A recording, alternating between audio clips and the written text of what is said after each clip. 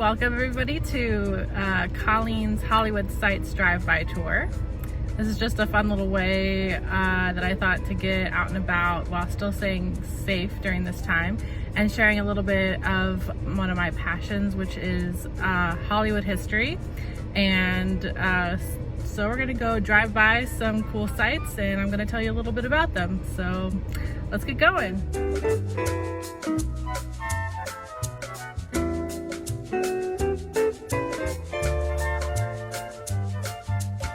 Alright guys, so this is pretty cool. One of the things I've actually been doing during quarantine is watching the Brady Bunch. And I live so close to the Brady Bunch house that I've never gone to go see it before, so I figured that now is a pretty good time, and now I am sitting here. So this house was actually built in the 1950s, and it was chosen by the producers of the Brady Bunch show because they thought that it looked like something that Mr. Brady would live in as an architect himself during the late 60s, early 70s. So it was kind of chosen for its cool architectural style. And it was actually bought by HGTV recently and renovated on the inside to look like the interior soundstage of the show. So yeah, the Brady Bunch house.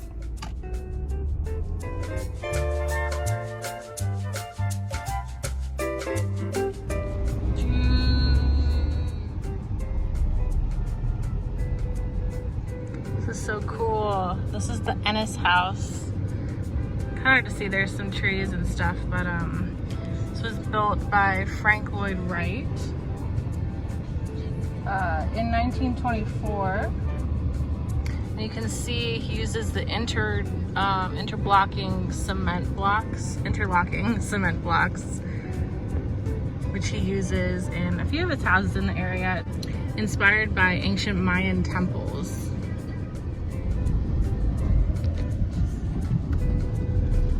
It's honestly a lot huger than I expected it to be. Holy cow, it's so cool.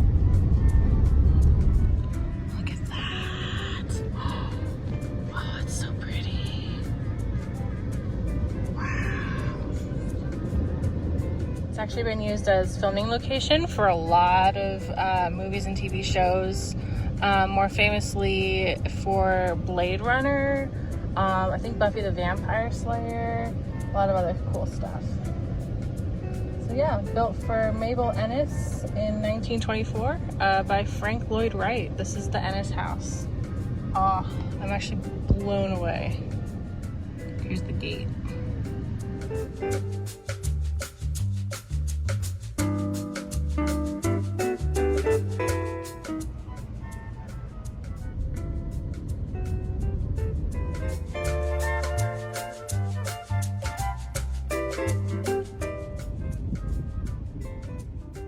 So I drove by these pretty quickly. I'm not sure how good of a shot I got of them because there's not really a good place to stop on Hollywood Boulevard. But so I drove by two of Sid Graumans' theaters. The first one is the Egyptian Theater, and it opened in 1922 and hosted the first Hollywood film premiere. The film Robin Hood premiered there in 1922. Nowadays it's owned by the American Cinematheque, although apparently Netflix is in negotiations to try and buy the theater, so we'll see how that goes. Their headquarters are right down the street, so yeah, whatever. But it is a beautiful Egyptian themed theater. I've been in there a couple of times for some panels and it is gorgeous. Of course, the big one that Sid Grauman built next was the Chinese Theater. And those of you who know me pretty well know that I was a tour guide there. I used to work at the Chinese Theater, so I know loads and loads of history and facts about the theater, but a few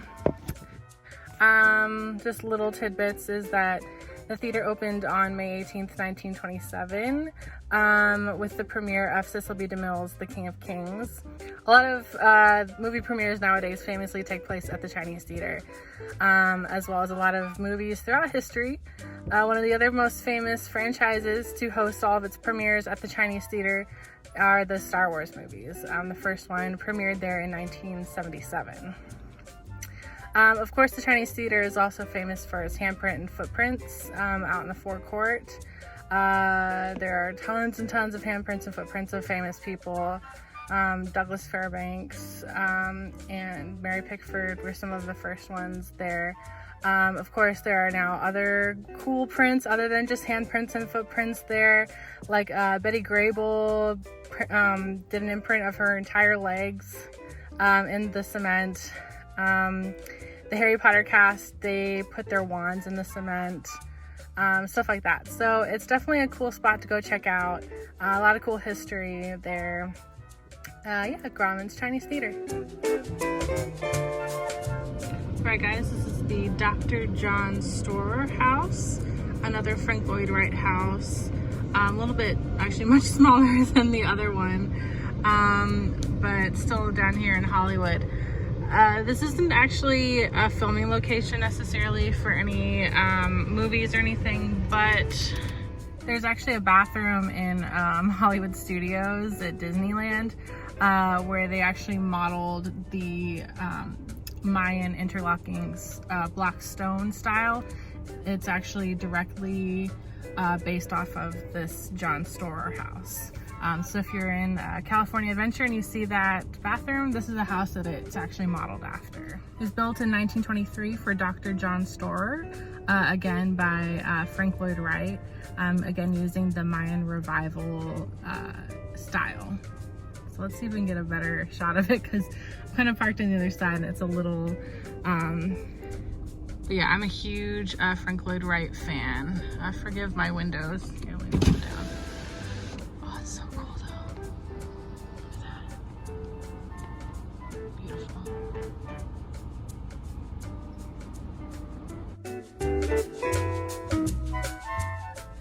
I realized I just drove right through Hollywood and I meant to get a shot of the Hollywood sign, but I forgot to.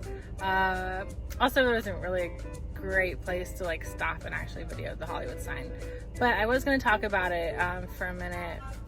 The Hollywood sign was actually put up in 1923, and it was originally the Hollywood Land sign, so it said Hollywood Land, and it was actually erected to be an advertisement for a new housing development in the Hollywood Hills, right above the popular Hollywood district. There were flashing lights on it originally, so it would light up Holly, and then it would light up wood, and then land, and then all together, so it'd be like Hollywood Land, Hollywood Land.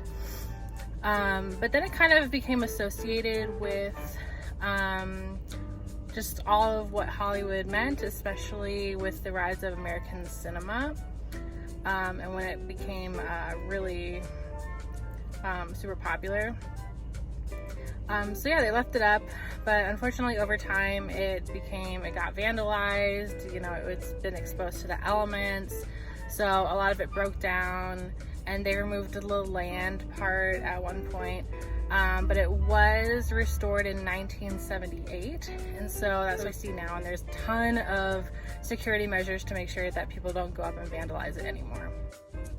Also, I found an interesting story, I guess, in 1932, the actress Peg Entwistle actually committed suicide by jumping off of the H.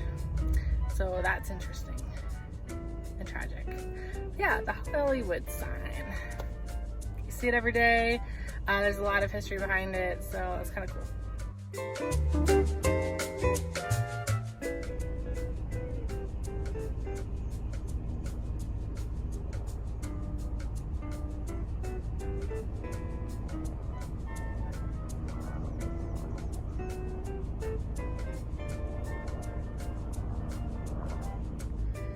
So I thought I'd end my little Hollywood Sights drive-by tour by stopping at the Autry Overlook, or the Mulholland Drive Scenic Overlook, which is probably one of the most famous overlook spots to see the entire San Fernando Valley.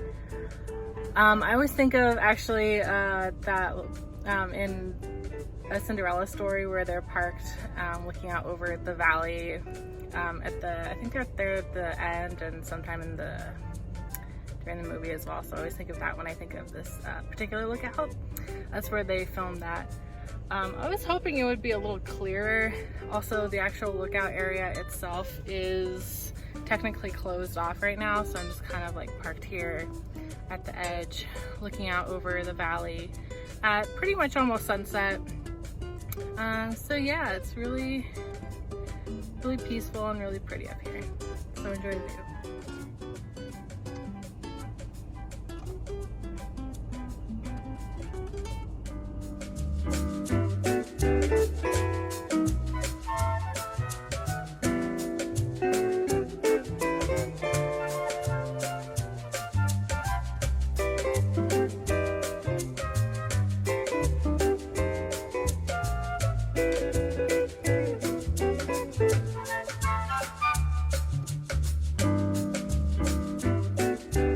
Well, I hope you liked my little Colleen's Hollywood Sites drive-by tour.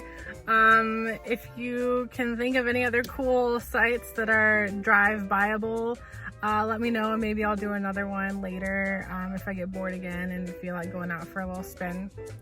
So yeah, thanks for joining my little tour, and I hope that you enjoyed some of the little historical facts and some of the cool places. I think the Ennis House definitely took the cake for me. I've been meaning to go see that house, and it was like huger than I imagined and it blew me away. So yeah, hope you're staying safe. Stay home if you can. If you can come up with cool things to do where you're still staying safe, and then by all means. And yeah, so have a great day.